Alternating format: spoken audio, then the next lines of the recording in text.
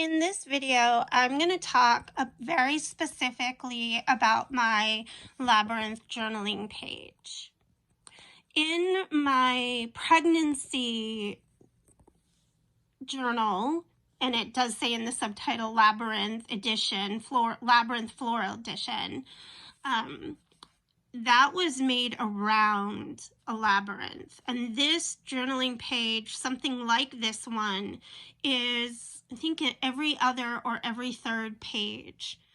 And it's blank, and there aren't specific prompts with each one. And in this video, I'm going to go through my ideas about prompts. Feel free to disagree with me. How I use or don't use prompts, and then how to use the journaling page of a labyrinth. In videos that I'm about to release, I'm going to do some meditations around some of the labyrinth pages that are in my journals. But for this one, why a labyrinth? So I will never forget the first time I walked a physical labyrinth. Actually, it was in Charlotte, and it was just a really very meaningful experience for me. And traditionally, this is a Charlotte labyrinth, and these are the ones that I gravitate to. And traditionally, you start here at the entrance, and you go into the middle, and then you make your way back out.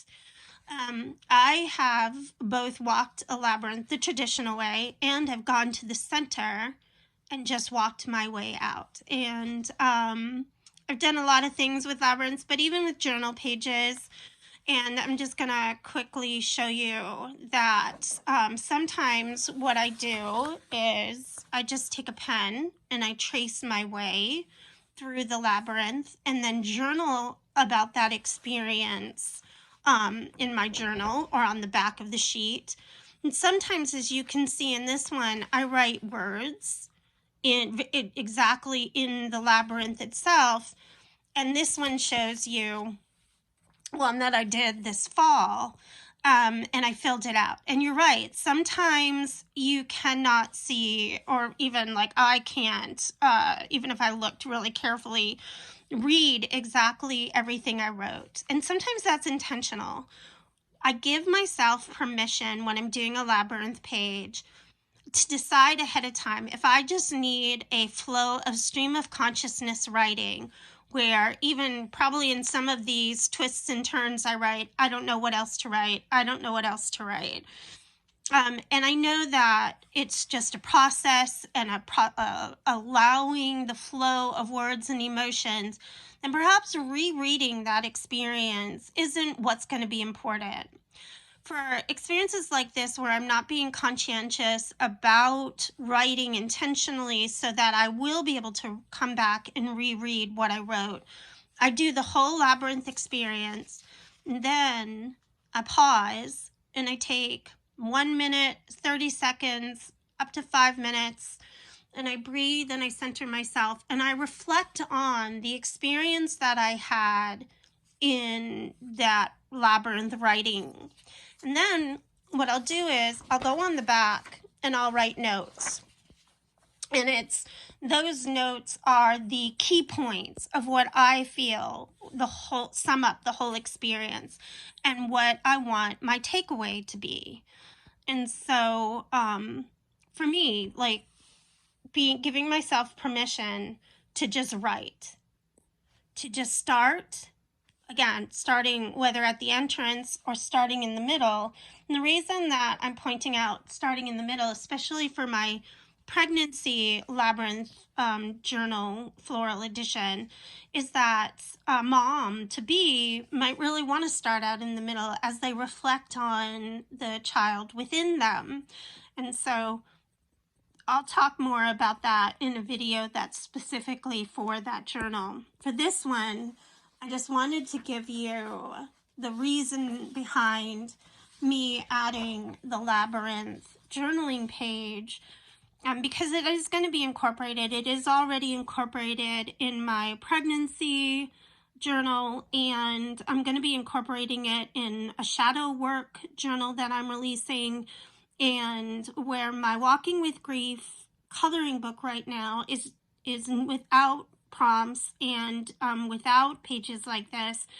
I'm going to be re-releasing another one that has journal pages and has a labyrinth. And so I wanted to just give you some ideas of how to journal with a labyrinth, and to share. Again, you can start from the entrance and you can just trace your way and breathe and pray or meditate as you just use your pen. Like, you don't have to use words if you don't want to.